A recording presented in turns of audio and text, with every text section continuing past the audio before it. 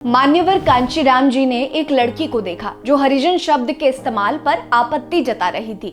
उस समय कांशीराम जी ने उस लड़की में जाने ऐसा क्या देख लिया जो उसे आगे चलकर उत्तर प्रदेश का मुख्यमंत्री बना दिया, जो आगे चलकर कांशीराम जी के लिए अपने परिवार से भी जरूरी हो गई, जिसने आगे चलकर बहुजन समाज के लिए जमकर काम किया। जी हाँ, हम बहन मायावती की बात कर रहे हैं, लेकिन इन दोनों महानुभावों से जुड़ा एक किस्सा भी है जिसके बारे में आपका जानना बहुत जरूरी है। नमस्कार, मैं हूं आपके साथ रीटा और आप देख रहे हैं भीम सेना। आज की वीडियो में मैं आपको उस किस्से के बारे में बताऊंगी जब मायावती पर आरोप लगे थे कि वो कांशीराम जी को उनके परिवार से नहीं मिलने देती थी। हम इस पर बात करेंगे, लेकिन अगर आपने अभी तक हमारे चैनल को सब्सक्राइब नहीं किया है तो जल्दी कर लीजिए।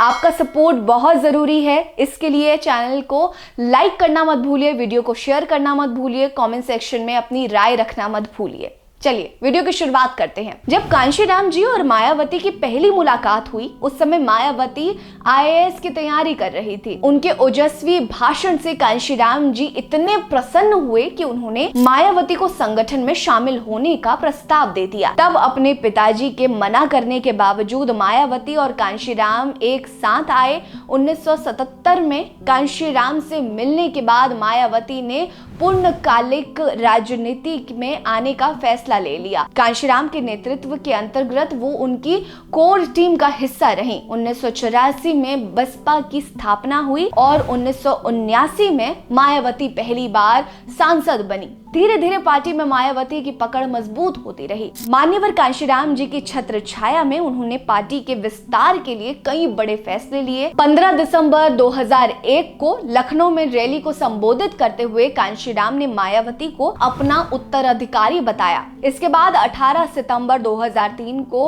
उन्हें बसपा का राष्ट्रीय अध्यक्ष चुना गया। 2006 में कांशीराम जी का निधन हो गया। बसपा का राष्ट्रीय अध्यक्ष बनने के बाद मायावती पर कई तरह के आरोप लगने शुरू हो गए थे। उन पर कांशीराम को लेकर परिवार से नाम मिलने देने का आरोप भी लगा। ध्यान देने वाली बात है कि मई 2005 में वरिष्ठ पत्रकार शेखर गुप्ता ने मायावती से पूछा था कि आप पर कांशीराम को उनके परिवार से नहीं मिलने देने के आरोप लगे हैं, ऐसे क्या कारण रहे कि आप उन्हें उनके परिवार से नहीं मिलने देती। इस प्रश्न का जवाब देते हुए मायावती ने कहा कि कांशीराम जी के परिवार को विरोधी पार्टियों द्वारा लालच दिया गया, साथ ही कुछ पैसे भी लालच में दिए गए थे। जिसके बाद कांशीराम के परिवार ने भी कांशीराम के यहाँ रुकने का विरोध किया। वो तो कोर्ट तक पहुंचे, लेकिन बहुजन समाज मेरे साथ खड़ा रहा। उन्होंने आगे कहा कि मैं कांशीराम जी का परिवार से अधिक ध्यान रखती हूँ।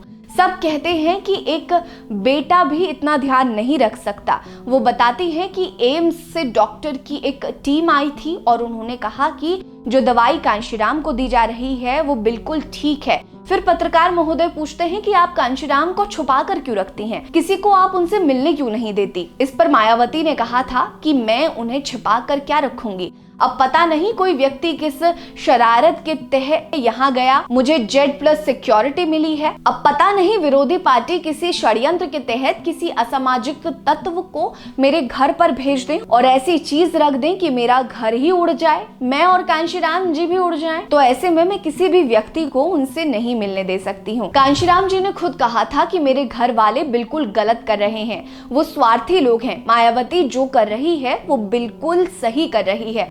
हालांकि कई मीडिया रिपोर्ट्स में कांशीराम जी की मौत के लिए मायावती को जिम्मेदार ठहराया गया, लेकिन मायावती के वक्तव्यों से ऐसा बिल्कुल भी नहीं लगता। मायावती कांशीराम को पिता समान प्यार करती थी, इज्जत देती थी, उनका ध्यान रखती थी। कांशीराम जी ने खुद मायावती के काबिलियत को देखते हुए उन्हें अपना उत्तराधिकारी घोषित किया था और वो उनके अरमानों पर खड़ी भी उतरी थी। 1995 में हुए गेस्ट हाउस कांड के बाद वो हर कदम फूंक फूंक कर रखने लगी थी और यही कारण था कि उन्होंने कांशीराम जी को भी सबसे दूर रखा था। आपको हमारी ये वीडियो कैसी लगी हमें जरूर बताइएगा। बने रहिए हमारे साथ। नमस्कार।